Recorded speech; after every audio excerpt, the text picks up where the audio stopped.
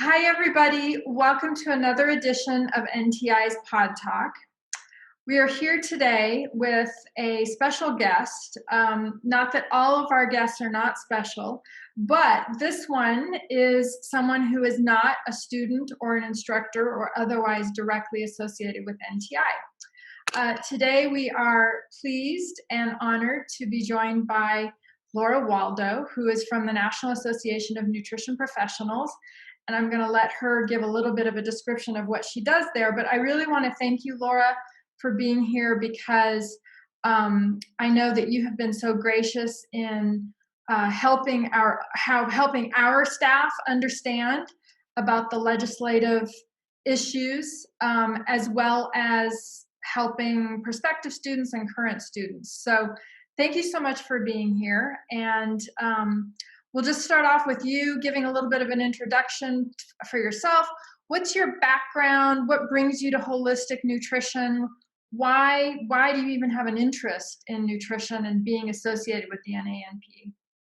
Oh, thank you for having me on today, Diane. I greatly appreciate the opportunity to speak to your folks.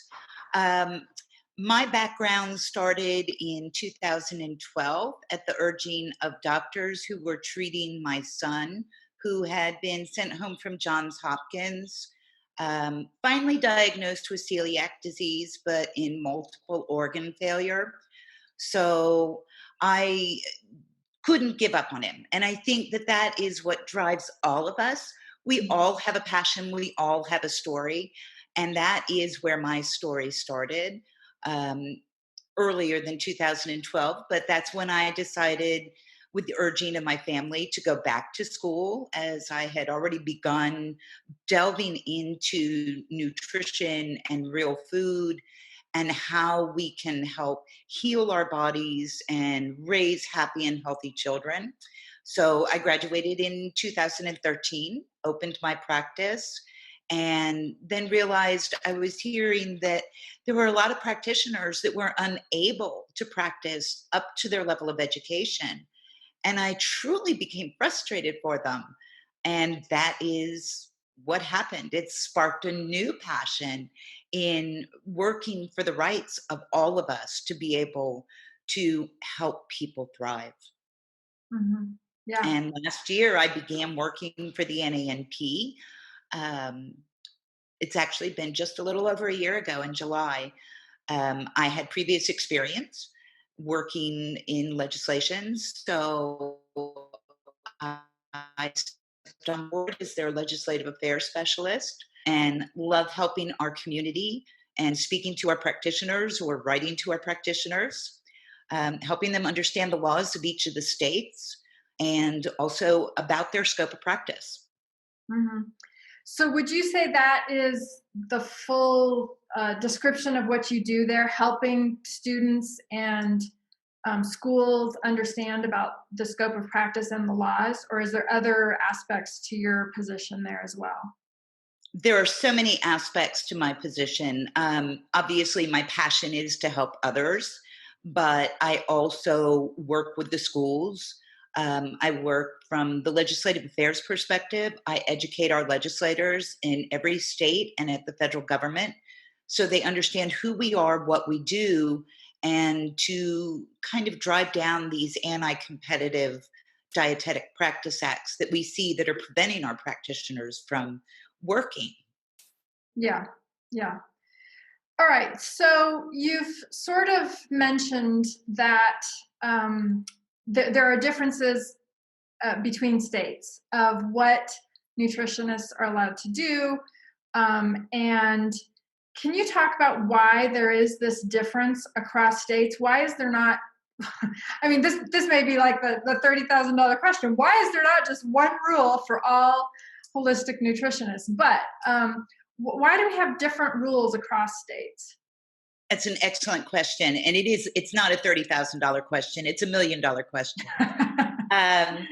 But I'm going to give you the $50,000 answer, which is in the 1980s, the Academy of Nutrition and Dietetics started working very, very hard. They were extremely well funded, and they went and from state to state and said, if you allow somebody who is not a licensed or registered dietitian to work, you will kill people.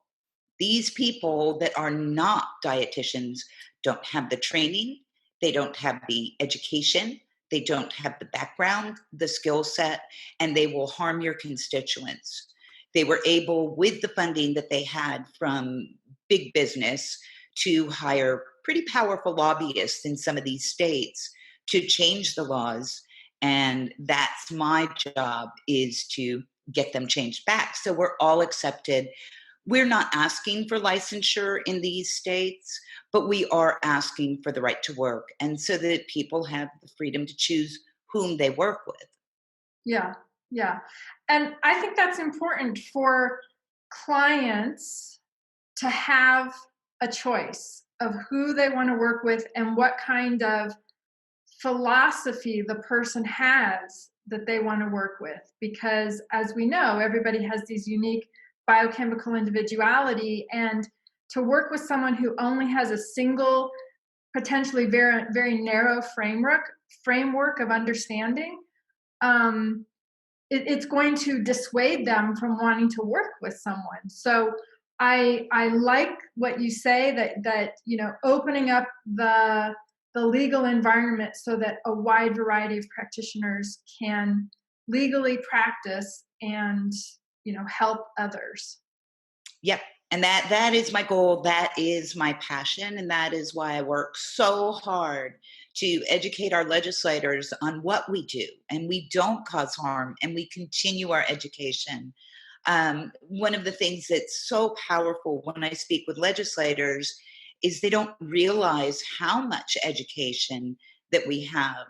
And really the only difference is that we are broad scope, and we believe in whole, unprocessed, unadulterated foods without chemicals, but we believe in bioindividuality. And so when I speak to them, I try to say, don't focus on the word holistic. It just means that we believe in real food, whereas the dietitians will say, processed food's fine, and, Coca-Cola is fine, and maybe everything in moderation, but that's not our skill set. That's not our belief system. Right. Yeah. Good. Thank you for that. So which states are the most restrictive in general? I know there are varying levels of restrictions, but can you talk about which ones are the most restrictive? And then are there any workarounds for grads to be able to use their credentials to help people? Because that is why they go to school. They want to learn more because they want to help others. So are there workarounds in these very restrictive states? Yeah, there's certainly workarounds. There are currently 14 states that have what we refer to as exclusive scope of practice laws on the record. What that means in a nutshell is you must have a license to practice nutrition care, and only dietitians may obtain that license. So each of those states typically has a workaround. Some will allow you to work as a W-2 employee for a licensed practitioner.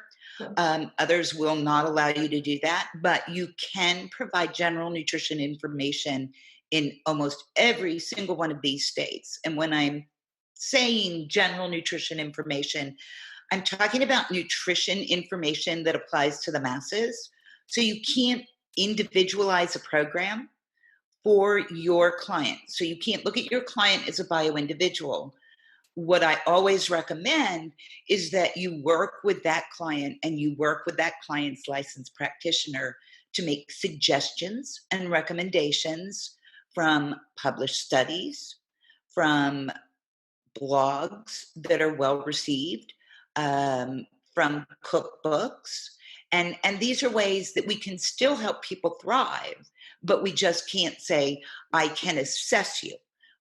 Assessing and evaluating are two of those key words that we do not want to use in those 14 states. So when we're looking at some of the most restrictive, we're looking at Georgia and Ohio and Tennessee and Missouri, North Dakota and South Dakota. It's almost like if you look at the map, you're looking at the Louisiana Purchase kind of skewed. But that's kind of that midsection of the United States is where those exclusive scope laws are in play.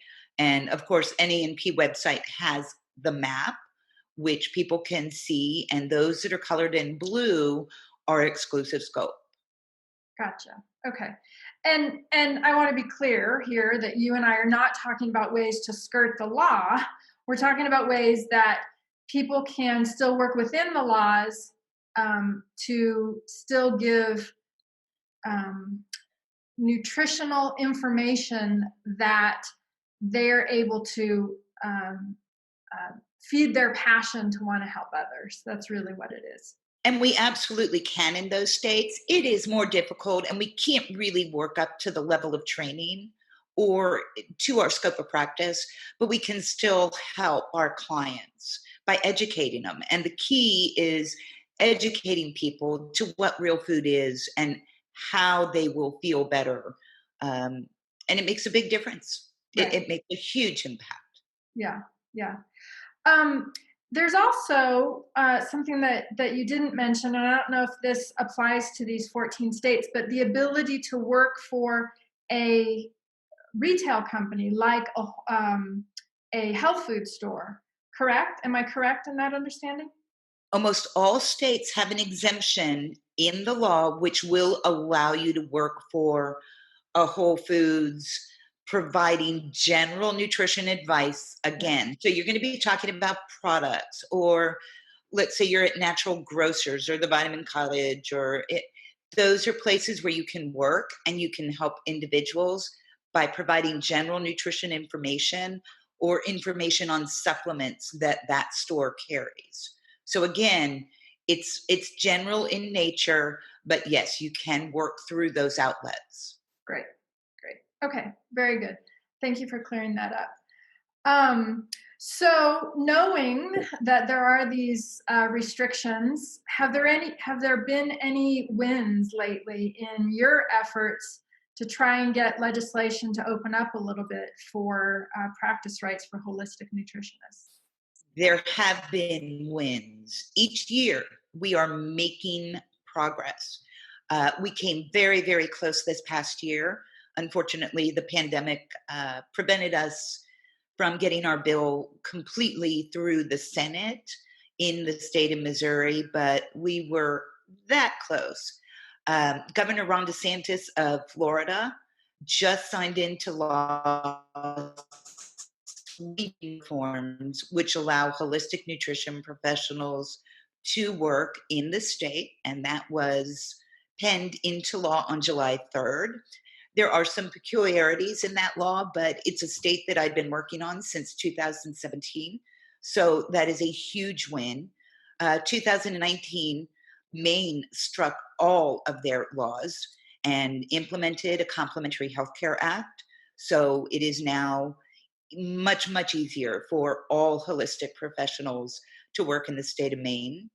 And in 2018, we were able to turn North Carolina, which was one of the strictest states on record. And that was not only a win because we were able to turn that to a title protection state, but we had a clause put into that law which allows our practitioners to provide telehealth services. That's great. So each year we're getting there. Yes, definitely. You mentioned a term there, title protection state. Can you explain what that means? I'm going to run you through each of those because these are very important for our practitioners and our prospective practitioners to understand. We talked about the exclusive scope of practice state, sometimes referred to as a red state, which requires a license, and only dietitians can obtain a license. Then we have a title protection state, which some people refer to as yellow. In those states, as the name implies, we are restricted from using certain titles. So we would not refer to ourselves as dietitians. We would not refer to ourselves as a nutritionist. This is very, very important. I know it sounds like it's mincing words, but This is the way the law has been written. So we never want to tread on those protected titles that can cause legal action for our practitioners. So we don't imply that we're licensed by the state in any state, but especially in those with title protection. And then we have what people refer to as the green state or the good state to work in, and those would include Colorado and Virginia and California and Washington State. And those are no law or certification states. So we can practice freely in Arizona and Colorado. We still recommend that we not use those protected titles because we want to be who we are, whether that be a nutritional therapy practitioner, a master nutrition therapist. We use the titles that we have earned. Mm-hmm. So in those states, we have so much more flexibility to practice. Okay. This is really helpful. I still am in the habit of using the word nutritionist, and I know that I need to get out of the habit of you doing that. But can we say holistically trained, or what's the holistic nutrition professional? Is that? That's what I recommend. If somebody says, what is your title and what is it that you do? You know, if you're at a cocktail party, you don't want to say, well, I'm a nutritionist. Right. What you say is, I'm a holistic nutrition professional. Gotcha. And please make an appointment. I'm not providing you information at the cocktail party. That happens to all of us. Yeah. So yes, absolutely. We're going to use the title holistic nutrition professional or a nutrition professional. Okay. All right. Good. Thank you. I need someone to slap me on the wrist every time I say nutritionist because it is still ingrained in my brain. So thank you for reminding me of that. Okay. So you've been talking about these titles and different words that we can use to describe ourselves. What about the scope of practice for holistic nutrition professionals? What kind of things are allowed for us to do to help others? Right. So as you teach in your school, holistic nutrition professionals do not diagnose, they do not treat, they do not prevent, prescribe, or cure any disease. Exactly. Once we do that, we're stepping over the line, which could be challenged in court, and practicing medical nutrition therapy, which is currently owned by the dietitians. One of the things that I'm trying to work through is, making sure that we follow our practice, and we must do that with each of our clients.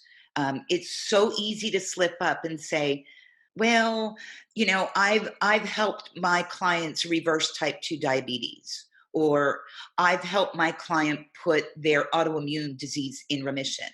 Those are all no-nos, and it doesn't matter what state you're in. That's not part of our scope of practice. Yeah. I am very strict about this when I see students using these kinds of terminology because I want them to protect themselves. And I want them to jointly, all of us, protect our rights to practice within our scope of practice. Another word is heal. I'm very, like I pointed out, as soon as I see someone, putting in an answer on an exam or something, food heals. I'm like, don't use the word heal even. And also another one is when I hear holistic nutrition professionals say something like, I put my client on such and such a supplement. Like, I don't even say that, or I don't even like it to hear people say that. It should be, I recommended that they take this supplement, or I suggested that they take this supplement, rather than I put them on this supplement, because again, that implies that you're doing something that is not within your scope of practice. That is absolutely correct. It is our job to make recommendations and suggestions to our clients, but we don't prescribe. So, and we don't heal and we don't cure. So those are very, very important takeaways. Okay. So what about this question about ordering tests? It comes up all the time. And I don't know if I know there are some states where it definitely is a state issue, but in general, what about ordering tests? Is that something that holistic nutrition professionals can do? I know we have the capability to do it because you can open an account with a testing company, but are you allowed to actually order tests for your clients? And that's a slippery slope. So I'm going to give you what I feel is the safest and most appropriate answer because it will vary from state to state. Some states, when we're talking about ordering tests, we're talking about basically practicing medical nutrition therapy. Because if we order a test for a client, then it is in what we believe our scope of practice to review those test results. So for instance, yes, I can go to Direct Lab and I can order a CBC and a CMP for my client and I can review those results. That's really out of our scope of practice in most states. So what we want to do is we want to recommend that our client discuss tests that we would like to have them performed for them by their professional who's licensed, or we can use direct access testing in most states. So you can say, Diane, really, you know what, it's been a while since you've seen your doctor. Why don't you get some blood work? I know you're a little tight on insurance right now and they're not going to pay. So you can order through my account at Direct Labs and you will receive all of the paperwork and you will pay for it out of pocket. That paperwork should be sent to the person who is regarding the primary care for your client. You can make suggestions when you look at it for the licensed medical professional, but we really should step back and not go into that realm because it is not allowed in most states. Yeah, that's how I feel as well. And many of these online labs, like Direct Labs, anyone can go on to order. Any consumer, whether it be someone who has any kind of training or not.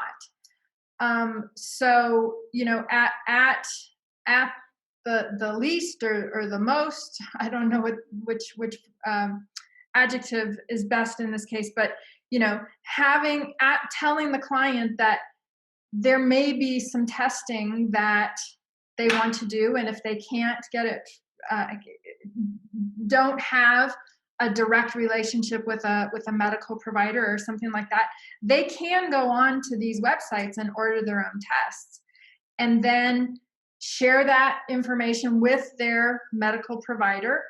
But also, they can tell you what kind of results they have that they're concerned about, and are there any nutritional suggestions that can be made in regard to the test results that they got on their own personal test that they ordered, that they paid for. Correct. And that's what our job is as holistic nutrition professionals, to say, oh, well, this number is out of range and I'm well versed in this, but this is what I would ask your licensed medical provider. Yes. Ask your doctor about this. Ask your doctor about this number, your blood glucose, whatever it is. That is something for the licensed practitioner to be involved with. And then we can make food recommendations to support our client.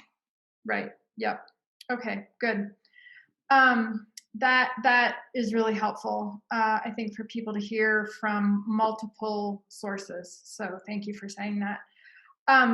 Okay, well, so I've heard through the grapevine that NANP has a new website that is going to be going live here soon. Can you give us any peeks into anything about the legislative affairs environment on the website? Absolutely. I would love to. This is a super exciting time. The website should be completed and rolled out end of September, first part of October, all goes well. One of the things you're going to see on the new NANP website is an interactive map. So let's say you live in the state of Illinois. You're just going to hover over that state and it's going to say, this is an exclusive scope of practice state. If you click again, it's going to bring up all of the exemptions that will allow you to work in that state. And it's going to bring up a link to the actual state law. Some people really want to delve in and look at that law. So the link will be there along with all the exemption language, which is going to help them establish their practice and establish their scope for their practice in that state. Another thing that we're going to do is we're going to make it easier. Right now, everybody that I talk to sends an email to me at laura@nanp.org. But we're going to actually have a ticketing system that's going to go live. So you'll just click on a button that says, I need to ask Laura a question. And it's going to ask you to fill out all the information, your name and your school. And then that's going to come directly to me so I can respond. My time that it takes to respond is typically less than 24 hours per practitioner, but there are times when, it may be 48 hours. So this is just another way to get in touch with me that's going to be available on the website. So that's going to make life so much easier for all of our prospective students and current students and alumni. Right. Okay, good. Well, thank you so much. So, to wrap up here, first of all, I want to thank you for your time. It has been such an informative half hour of time here. So thank you so much. Second of all, I want to say thank you for all the work that you're doing, because it is, as you know, so important to protect the rights for us as holistic nutrition professionals to be able to support our clients, ourselves, our families, because we all know that food makes a difference. And what you eat is one of the biggest impacts on your health outcomes. And to be able to share that information with others is so important. And so thank you so much for the work that you do and the dedication that you have for doing that, because I really mean it. I don't think that we would be this far along if we didn't have people like you doing this work. So thank you. Oh, you are so welcome. It's my passion and my goal to see sweeping reforms in 2020, 2021. And I'm going to keep everybody updated through the NANP website and the Legislative Affairs Corner. And again, if anybody needs to reach me until that website is up and running, please send me an email, laura@nanp.org. Supporting NANP in any way you can is so extremely helpful. The legislators are starting to really recognize the board certification. So if your students think about it and they're ready to jump in, we'd love to see them become board certified and members of NANP. So Diane, thank you for all that you do for the community. The education you provide is stellar, and I greatly appreciate the opportunity today. Yeah, well, thank you. One thing I want to mention to those listening to this talk. So for prospective students, I want you to know that when you become a student here at NTI, you get a student membership, a one-year student membership in the NANP. that gives you that direct access to Laura Waldo and all of her great information, plus other benefits, educational benefits and discount type benefits. So you get that. And those of you who are currently students, you know that you already have that 1-year student membership. So please take advantage of that. And as Laura said, you know, be aware that there is the board certification, and look into it, because it does great things to enhance your credibility, particularly for those states where there is, you know, those 14 states that are highly regulated. When you do go to work for those W-2 employment opportunities, having that board certification is going to be a really big help for job placement. So, all right. Well, thank you so much, Laura. Have a great rest of your day, and take care. And I hope we can have you back someday to do some more education on what the NANP is offering in their new website capabilities. So maybe we'll talk again soon. I hope so. Thank you so much, Diane. Thanks, everyone. Take care. Study hard. Yeah. Okay. Bye. Bye.